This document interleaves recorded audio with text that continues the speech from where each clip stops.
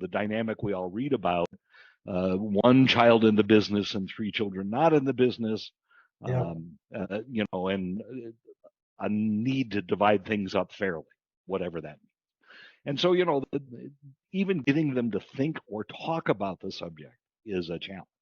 And if we can get them there, then getting them to take the next steps is, just part of the necessary part of the process, but a challenge every step of the way. Yeah, it sounds like that balance between having a kid in the business and not having a kid in the business. I mean, I have 4 children, so it often comes up, we need to treat you fairly, but not equally, right? You're not the same. Well, fair and equal are different words. And Sure. again, and then you may have one estranged child, and you may have one, we had a case a number of years ago where there was a elderly woman. She had 3 children. The son, during the course of our designing her plan, was in and out of drug rehab 3 times. So, his sisters were fed up with him. They didn't want to have to be responsible for him. No one wanted to be in charge of his share of whatever he was going to get. And it was, 60 or $80 million. It wasn't a small amount of money. So again, all of these things are unique. Even though we see patterns, every family has got its own specific dynamics. And we have to kind of drop into those dynamics and figure out how best to help this particular family.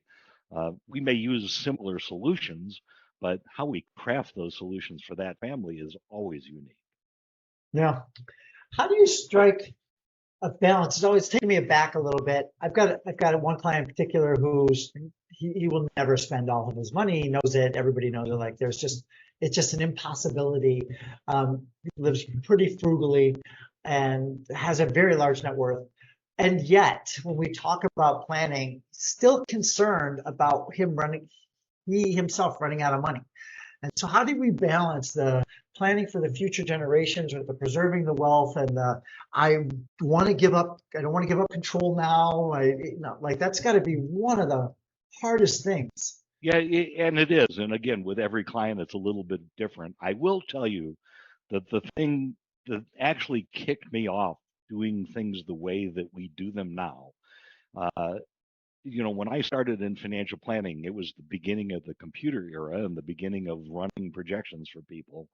And one of the things I found is with higher net worth families, their attorneys would draft huge stacks of documents, but they really never knew what the outcome was going to be for them.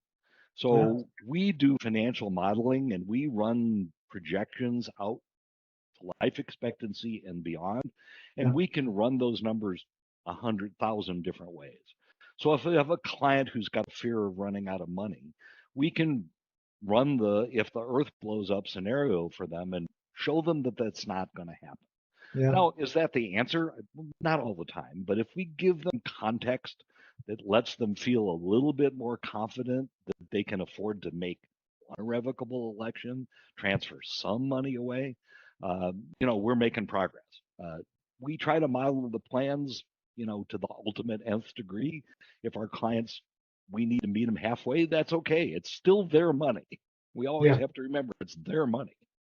And if the sacrifice is some of the money goes to the government, we can't stop them. We can only show them different ways that they can be successful. So. Yeah, that's totally fair. I know when I first got in the business, especially when interest rates were low on the housing prices and people wanted to pay off their mortgage and their rate of, their mortgage is like 2.75. I'm like, don't pay off your mortgage, please. You can't get that.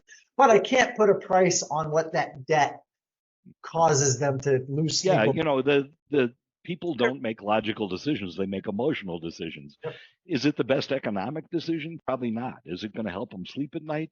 If it does, then, what are you going to do? Right. So I'm pretty stubborn. It took me a little while, but I was like, what I can do is I can put a price tag on what it will cost you to pay this off. I will model that off. And if you think it's worth it, fantastic. Let's pay it off. If you don't think it's worth it, then at least you have some numbers to go by. So what are some common misconceptions in the estate planning business in like your area, in your particular niche? Well, I think one of them is that people pay estate tax. And as you said at the beginning, estate taxes are an optional tax. We can plan almost anyone out of the estate tax if they'll let us. We've got to pull some levers and we've got to be creative. We don't do anything that's on the cutting edge of the law. We do the stuff that's right in the code. And most people just don't bother to take those steps. And occasionally I will, and it's funny, Stuart, every business owner, and virtually 90% of my clients are business owners, hates paying income taxes. They all hate taxes. They will do everything possible during their working lives to reduce their income taxes. And then they either sell the business or they die without planning, and they give all of the tax savings right back to the government. It just makes positively no sense. But they know what to do inside the business. They don't know what to do outside the business. So we spend a lot of time trying to educate that, first of all, you have a choice, right? You can eliminate the government. Secondly, if you, again, another one of my favorite conversations is a gentleman like you might call and they'll say, I have a client I'd like to talk to you about. By the way, they're not charitable. That's in the first two sentences that are spoken to me. And as you know, that I spend a lot of my time doing philanthropic planning. It's kind of how I started doing estate planning. They are charitable. Their favorite charity is the government. They just don't know they can opt out. And again, it's a matter of having a conversation where we explain things that most people just don't know or understand. I think that almost anybody will elect some organization that they are currently supporting, would like to support, some cause that tugs at their heart, whatever it is. They'd much rather see it go there than to the government, because we see how the government spends money, and I haven't met too many people that approve of how our budget gets divided up and the rate of tax burn in the United States currently. Yeah, I think a lot of times it just comes down to the framing. As you reframe the problem, do you want to charitably give money to the government, or do you want to charitably give money to cancer research, pets.com, whatever that thing is? The interesting thing is that the people that say they're not charitable, when you really dig deep, so they sponsor their little league team, they're deacons at their church, one of the spouses is a member of the PTA. They're community leaders in every way you can think of. They don't think of themselves like Rockefeller, right? They're not going to build art centers. But so what?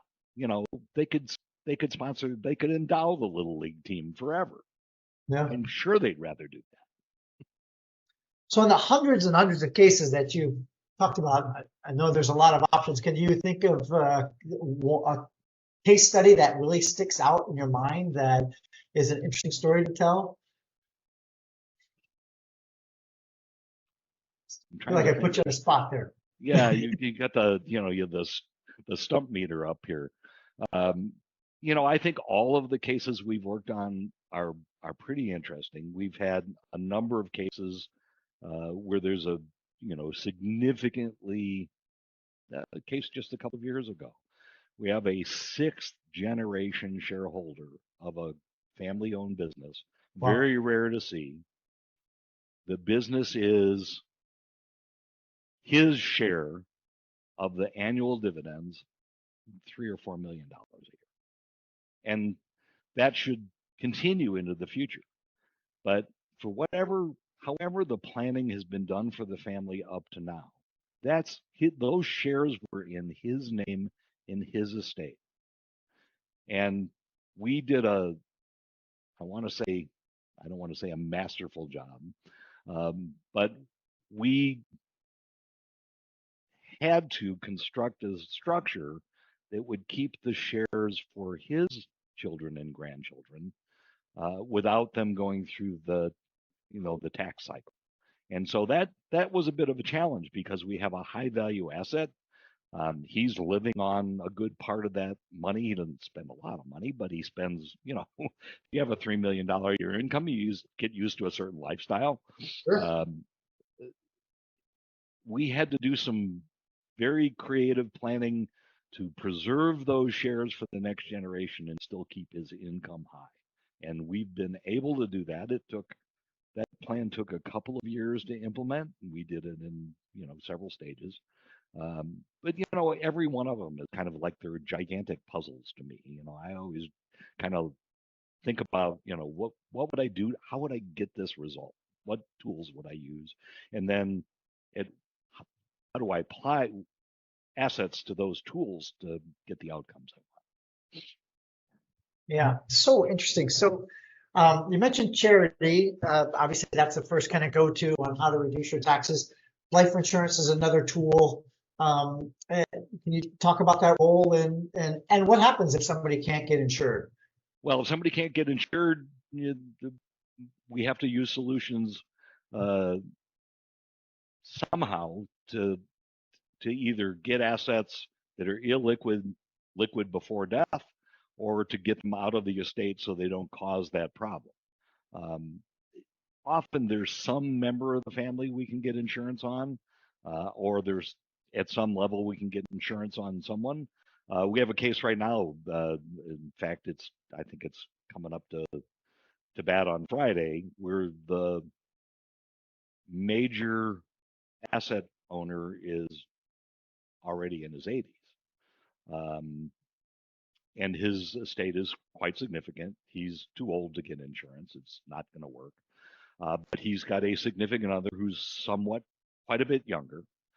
We are going to insure her so that we can replace assets for his daughters and leave a significant portion of those assets to the significant other. So, there's ways to work around those things, Stuart. It's just every case has got its challenges, and it's our job to find a way to overcome the challenges. Yeah. Let's start off the show, and just about every show, talking about this team-based approach, right? We have at the core, we have RIAs, which are well